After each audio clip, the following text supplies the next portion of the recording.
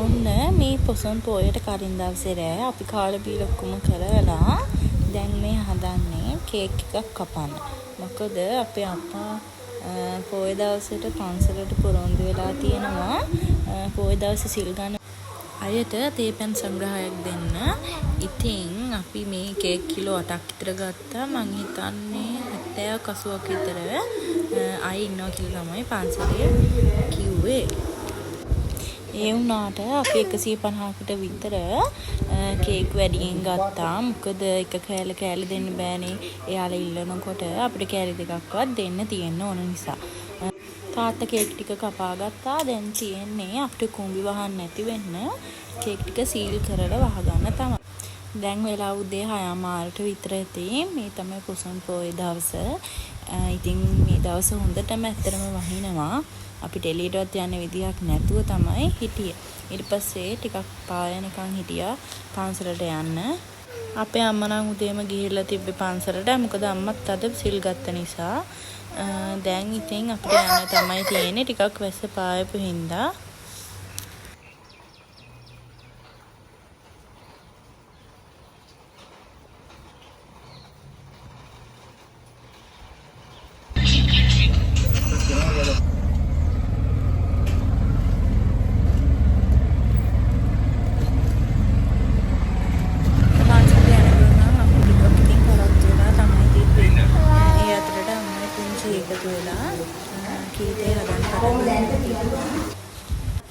අම්මගෙන් හොඳටම පෙරුම්ගාගේ ළමයි දැන් ඉන්නේ. ඊට පස්සේ හැමෝටම කේක් විතේ බෙදලා අපිට දැන් තියෙන්නේ තේ හදපු තැන ඉක්මනට අස් කරගන්න.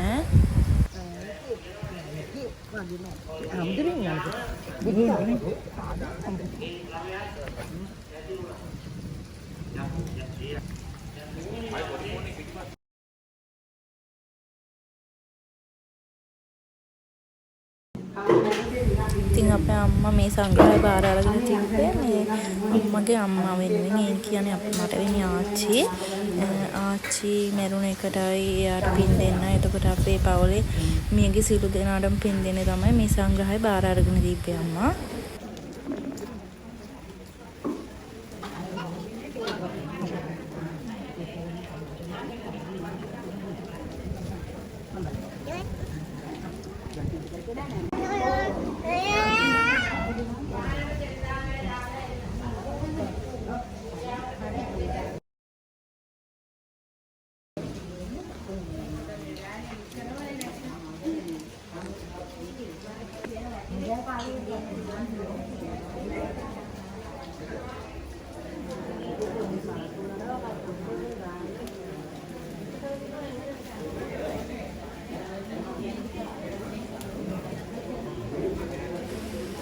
තෙල් මල් හඳුන් කුරු පූජා කරලා ලොකු හමුදුරන්ගෙන් බණක් අහලා අපි ගෙදර යන්න තමයි දැන් ලෑස්ති වෙන්නේ.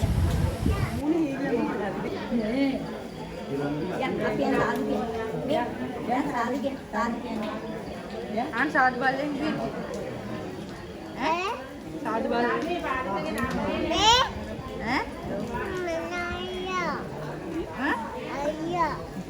साधु उता में साधु किया साधु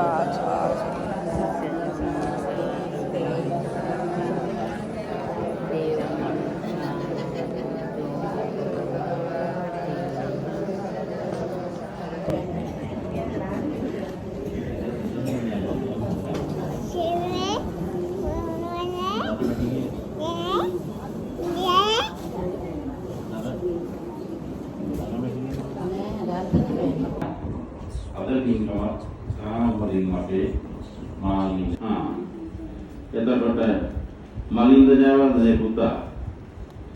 ඒ කවුරුත් එකතු වෙලා තමයි මේ පින්කමද කරන්නේ. ඉතින් මාන්‍යයක් මේක තනියෙන් කරාට වඩා මම හිතන්නේ ගොඩාක් වටිනවා. මොකද හේතුව අනිත් අයටත් අවස්ථාවක්. දැන් ඒ අය හිතන්නේ නැතිනේ. අපි මේ වෑංජනයක් හරි පූජා කරේ නැත්නම් මේක තනියෙන් කරානම් අපට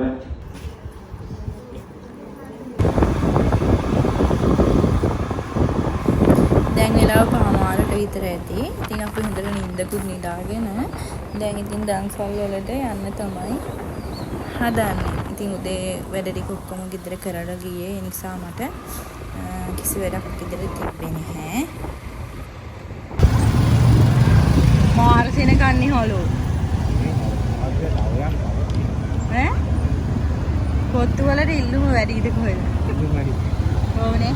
නෑ හැමතැනම මේක දෙන්නේ නැහැ. අපිට යනකොට හම්බුනේ කොත්තු දන්සලක්. ඉතින් ඒකට ගොඩක් හදන්නේ නැහැ. මොකද ටිකම ටික පොලිමක්. දැන් මිඩම්ම දෙනවා. ඈ? ඊට පස්සේ ඒකත් පාස් කරන් යද්දී අයිස්ක්‍රීම් දන්සලක් අපිට හම්බුණා. ඒක වැඩි පොලිම තිබ්බේ නැහැ. ඊට පස්සේ හස්බන්ඩ් පොලිමේ ටිකක් ගිහිල්ලා අපිටත් අයිස්ක්‍රීම් අරගෙන ආවා. නරක පුරා කිව්වා.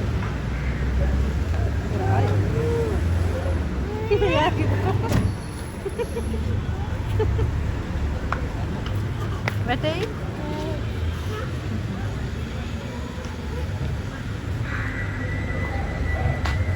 එතනම ඉඳගෙන අපි අයිස්ක්‍රීම් එකක් කාලා අපි ඊතුරු ගමන පිටත් වෙන්න තමයි දැන් හදන්නේ.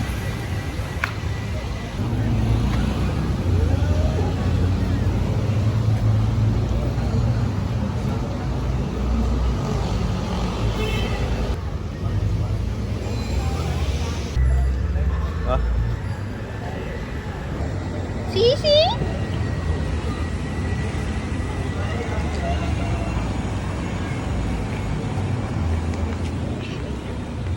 Duh, ini Pak.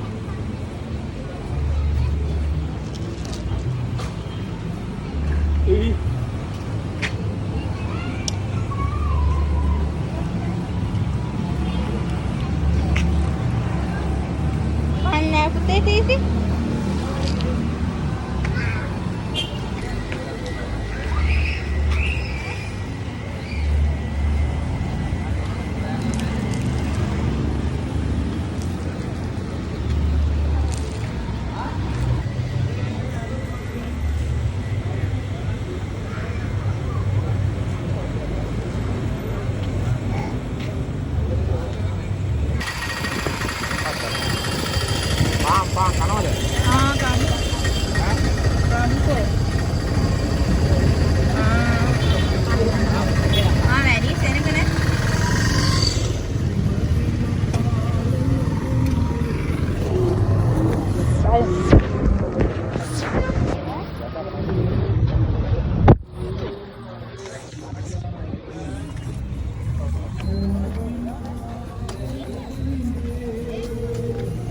අපිට මාර වැඩක් නෙලමයි උනේ. ඉතින් මේ පාන් දන්සලේ පාන් දෙන්න කිව්වට අන්තිමට පාන් ටික ඉවර වෙලා තිබ්බා නේ.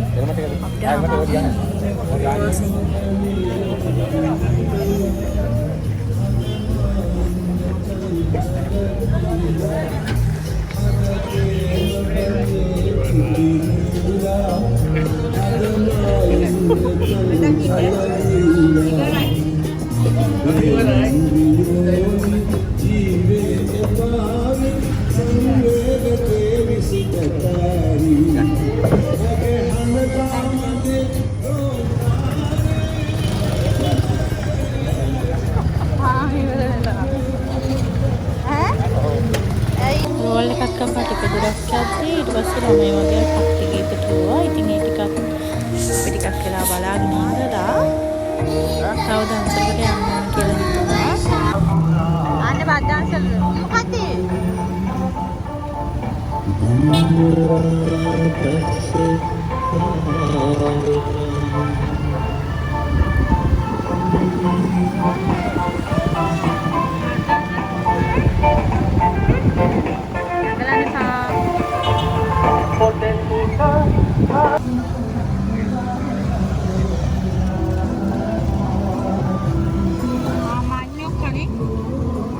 අපි තලවත්තුකර බත්තර මුල්ලේ පැලවත්තාවට තමයි හිටියේ. ඇත්තටම මාර දන්සල් ගොඩ තමයි තියෙන්නේ. ඒ දන්සල් දෙන සියලුම දෙනාට ඇත්තටම ගොඩාක් පින් සිද්ධ වෙන්න ඕනේ. මේ වගේ හැමතැනම දන්සල් දෙන නිසා. මේ ඉතින් මම හිතන්නේ තුන්වෙනි දන්සලට කොහෙද අපි යන්නේ. මේක තිබ්බේ නම් තලවත්තුකර පළලයිට් එකක් පහුවෙලා යද්දී වගේ. මම හිතන්නේ අපි තුන් දෙනා ගිය පළවෙනිම මේ දන්සල් ටික තමයි මේ ජීවිතේ අපි තුන් දෙනා විතරක් ගියේ. හොඳේ. අපි තුන් දෙනා විතරක් ගිය පළවෙනිම මේ දන්සල් ටික තමයි මේ. අපි ඊට කලින් මේ හස්බන්ඩ් එක මට යන්න හම්බෙලාම නෑ මේ දන්සල්. මේ තියෙන්නේ හස්බන්ඩ්ගේ යාළුවෙක් කරන දන්සලක්. ඉතින් එයා අපිට බත් පාසල් 8ක් විතර දුන්නා. මම හිතන්නේ ගෙදර ඉන්න හැමෝටමත් එක්ක වැඩිපුරක් දීලා තිබ්බා. අපි ඒවත් තරම් ගෙදර යන තමයි හදන්නේ. මොකද අම්මලාටත් මේ මුවෙන් කෑම ටික දෙන්න ඕන නිසා.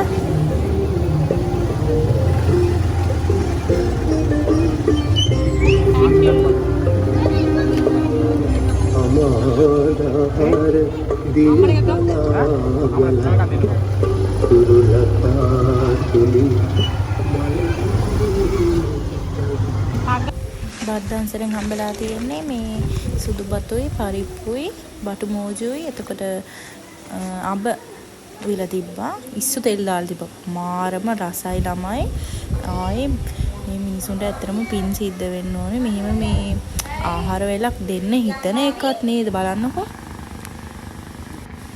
ඊට පස්සේ අපි ආව තාත්තා පස්සේ තාත්තා වැඩට ගිහලා එනකන් හිටිය අපි වෙලා මේ ආව මේ කමත පොසොන් කලාප බලන්න ඉතින් ඒකෙත් ගොඩක් සෙනග හිටිය සෑහෙන පිටසක් ඒකත් බලලා අපි රෑ වෙලා ගෙදර ආවා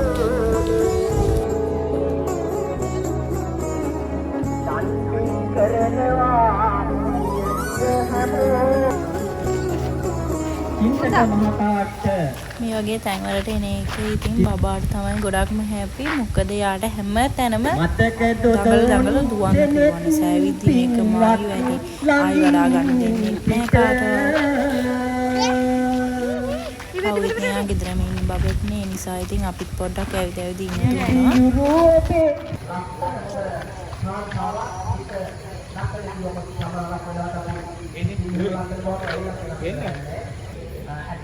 දුන්නා අපේ ටීචර් කොහොමද? ඈ? ඇයි ආයි දුවන්නේ? එන්න. අපි යනවා.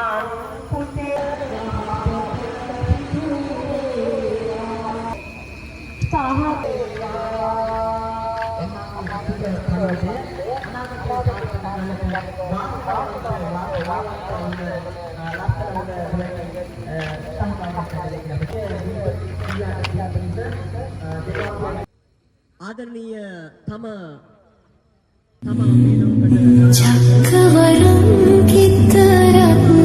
වලොග් එකකින් මට හම්බ වෙමු. ඉතින් මේ වීඩියෝ එක බලපුවාම හැමෝටම thank you so much.